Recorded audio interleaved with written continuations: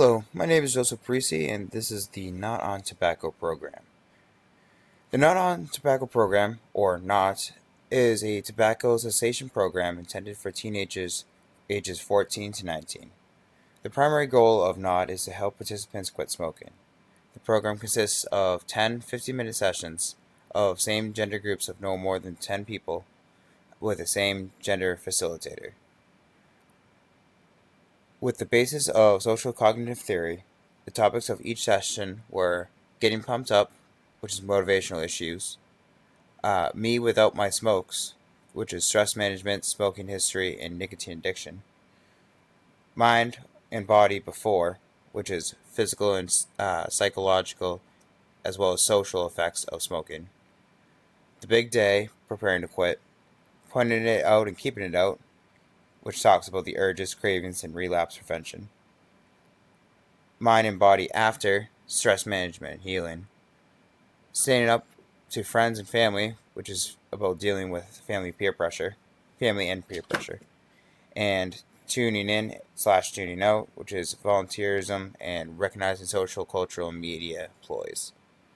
And finally, committed and connected, which is about renewing smoke-free pledges and accessing resources and support. These sessions take place in a private, non-classroom environment during school hours.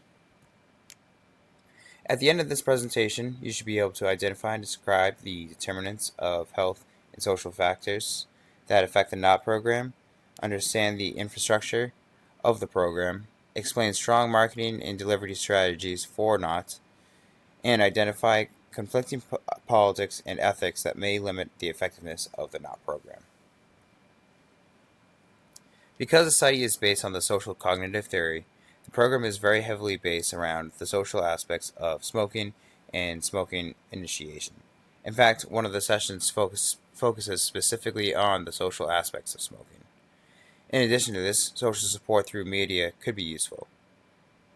In addition to this, NOT has also put a large focus on changing the perspectives of smoking and teen perspectives. Common thoughts for smoking can be that it's cool, that they need to smoke to fit in, or even that it's a social tool to smoke with friends and meet new friends. This is an entire session there's an entire session just on learning how to deal with peer and family pressure in the NOT program. Fortunately, communities recognize smoking as a public health issue, but teen smoking is not as large of a priority as it should be. One way that the American Lung Association goes about fixing this issue, aside from the mass media advertisements for smoking cessation, is by offering free training for those who wish to run session groups, as well as offering a $100 stipend for each group that goes through the program in certain states. The NOT program was started and developed by the West Virginia University Prevention Research Center with Gary Dino as the principal investigator. West Virginia University Prevention Research Center works directly with the American Lung Association, which took on the lead role of disseminating the program into the community. One example of how they disseminated the NOT program is with West Virginia. Each state starts with a master trainer. This master trainer is responsible for training each of the regional coordinators. In this case, there are 10 regions, so there are 10 regional coordinators. Their job is to publicize the region, recruit facilitators, and train them. The facilitators are required to recruit participants and run the NOT program. There are many external stakeholders for the NOT program. By definition, a stakeholder is a party, such as a customer, supplier, or lender that influences and is influenced by an organization but is not a member of it. This includes the teachers, parents, and students that are affected by teen smoking.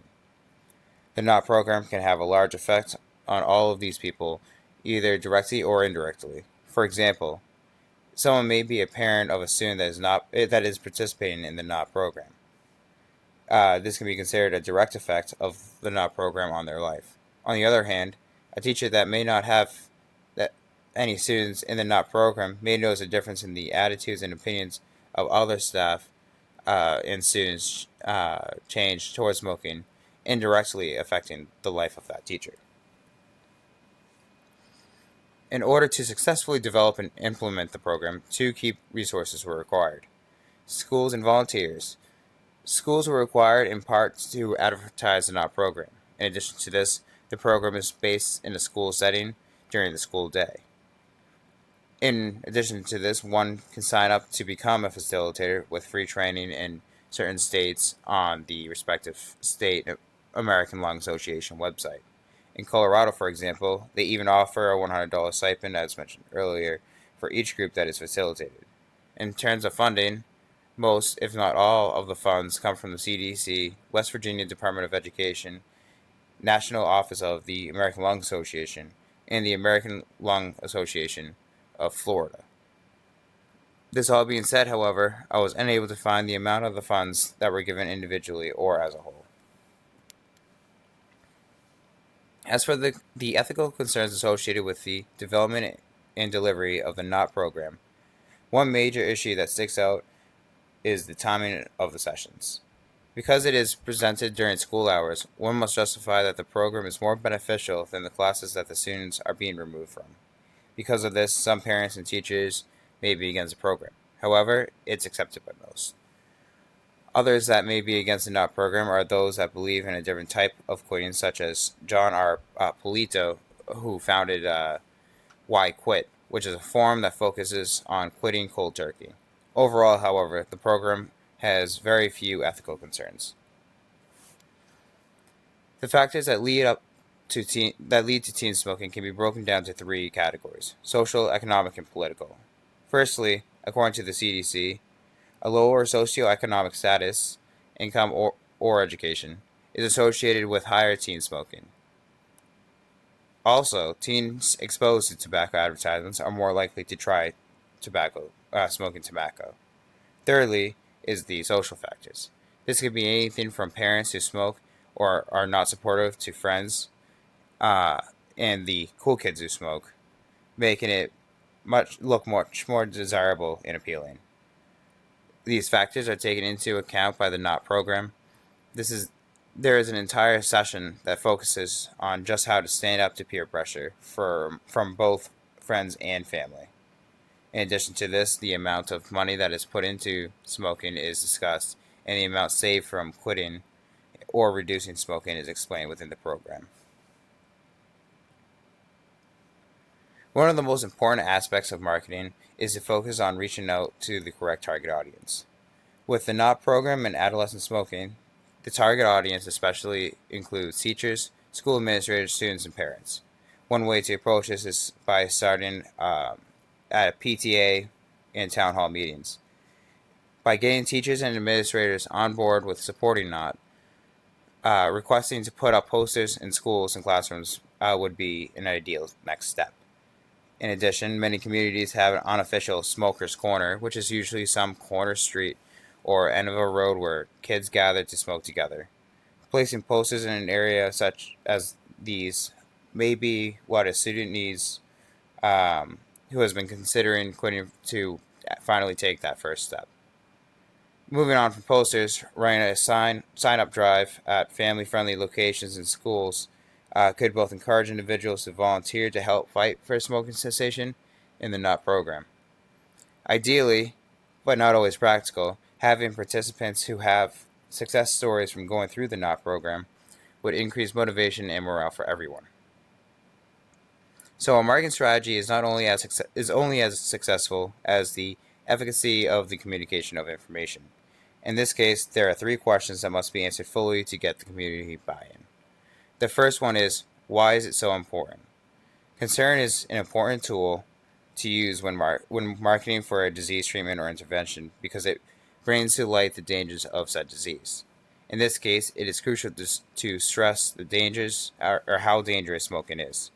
Using facts like every 1 in 13 children under 18 who smoke will die early from illness related to smoking, and almost 3/4 of all high school students in 2014 had tried to smoke a tobacco product, and in 2015, 1 in 4 high school students smoke currently, are the types of statistics that raise concern in communities and individuals and ultimately draws attention to the issues at hand: adolescent tobacco use.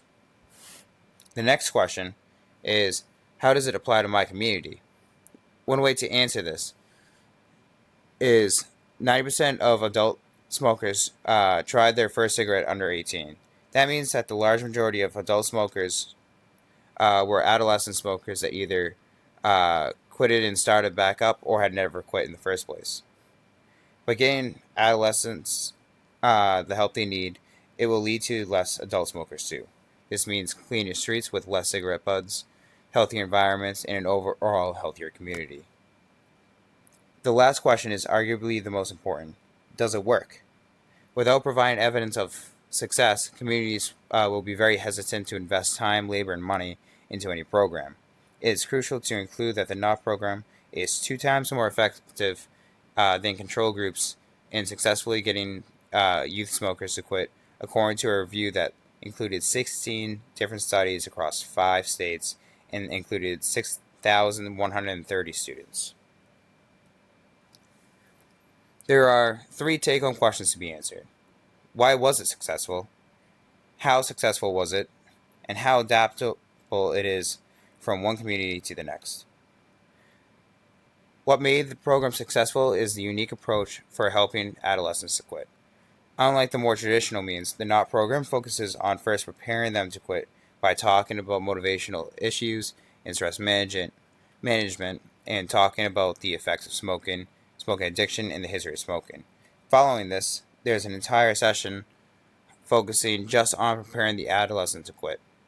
In addition, not only does it focus on the physical challenges of quitting and how to overcome them, but it also focuses on social and mental challenges as well. These sessions are designed to be as a safe, comfortable environment instead of in a classroom with mixed gender groups. In terms of the effects, as stated in the previous slide, 3 months following the end of the NOT program, individuals were twice as likely to have quit smoking than in the control groups. For long term, it was also concluded that the NOT program results in a higher successful quit rate after 2 years, according to one article. Overall, each individual who successfully quit smoking increases the overall health and decreases the risk of lung diseases. There is no negative to the outcomes other than that it is not 100% successful. In terms of scalability, all they would need to change, theoretically, is the number of facilitators. The NOT program is very adaptable to various size communities. Thank you for watching, and here are my references.